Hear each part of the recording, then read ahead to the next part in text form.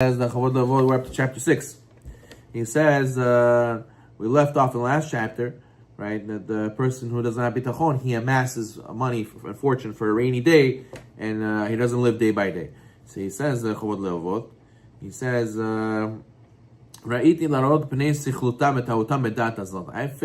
I see fit to describe the various facets of their foolishness and their error in maintaining this attitude. He says there's 7 ways to refute this guy, to show him how you don't have to be worried about a rainy day and take your life day by day, one day at a time. He says that although my discussion may seem lengthy, it's worthwhile. Why? Because it will bring shame and serve as a criticism to people with this attitude so they might improve. He says, "Vehem kat baalei mashkonot."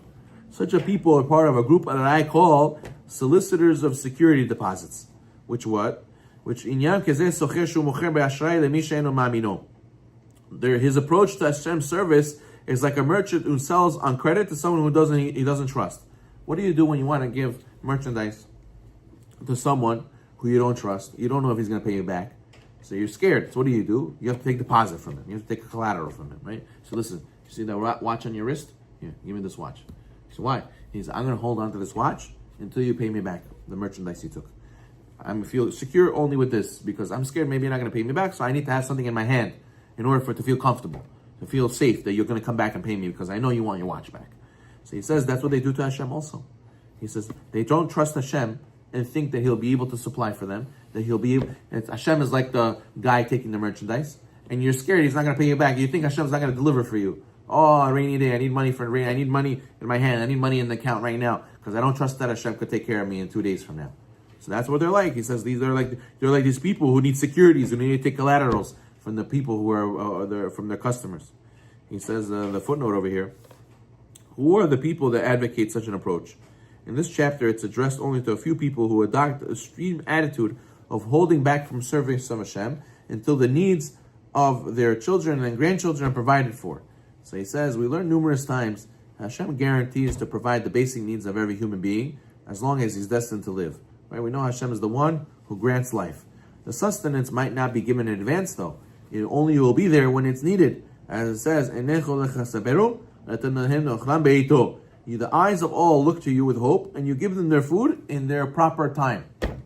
Where did we get this preconceived notion that you have to have your wealth and your parnasah way in advance? Hashem has to give you a month in advance all your wealth. You have to have $20,000 at once so you can survive the whole month.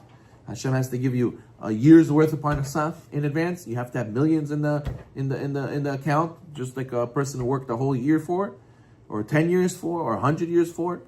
So he says, who says? Maybe Hashem, we're entitled that Hashem should give us on the day of what we need. Why do you assume? Because in America they taught us, save. You have to have for a rainy day. You gotta invest. Who says that that's the way to live? Where in the Torah does it say that? It says beito. Hashem will give you beito in the right time. Who says how much time is that? So he says, thus a person with absolute bitachon in Hashem does not worry about what he will eat tomorrow, for he trusts that Hashem will provide him for each day's need as it arrives. Nevertheless, most people have not attained that supreme level of bitachon, and they do worry about their needs sometime in advance. And in the pursuit of at least the short-term financial security, many of them sacrifice a portion of their spiritual advancement. They rationalize that for now, they must put all their energy into their business. And when they stabilize, they will strengthen their Torah learning or their communal prayer. In a certain sense, even these people are asking Hashem for security deposit. They know that they're supposed to be serving Hashem. They know they're supposed to be doing more. But they tell Hashem, I don't trust you. I have to work. I have to have some financial backing, some financial security first. And only then I can serve you. So he says, that's not the highest level of bitachon. What's the difference between that, like making a vessel for? Oh, again, everyone has to make ishtadlut, right? Everyone has to make an effort to make parnasah. The question is, what's my goal with my parnasah? I should be setting a goal that I have to make way more than I need for just today. The Chafetz Chaim, how did he go to work? He used to go to work, open his store, he would calculate how much he needs each day to survive, and for all his needs, that's $500. So he would make $500, he would close whatever time of the day it was. If he made $500, his first customer came in and spent $500, he would close the store 5 minutes into the day. And the rest of the day, he would use it to go serve Hashem. He would go and be busy with other mitzvot. But a lot of people, what do they do? I got to work 9 to 5. Okay, you came to work at 10, at 9.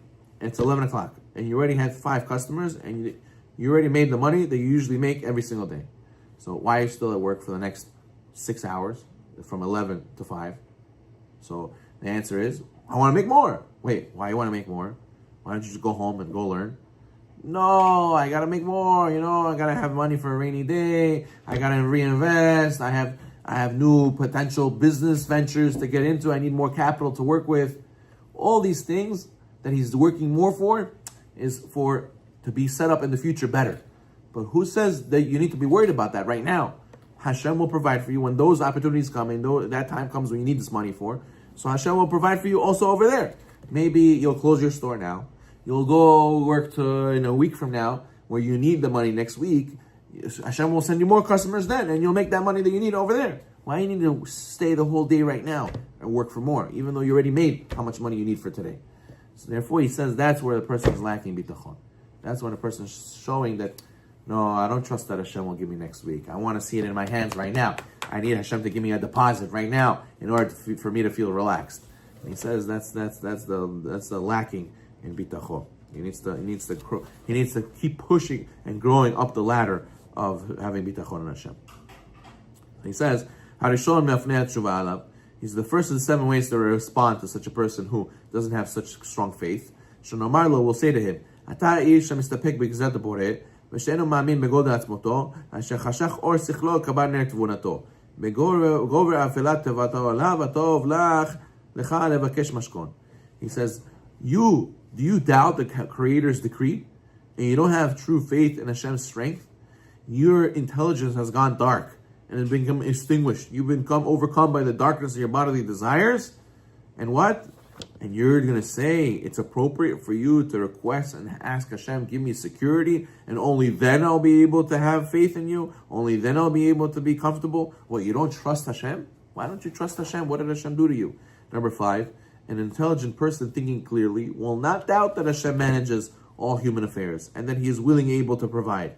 However, when one runs after bodily desires, his thinking becomes clouded and his clarity becomes distorted. So this person displays doubts for Hashem's power. So therefore, it must be that he got compromised by his desires.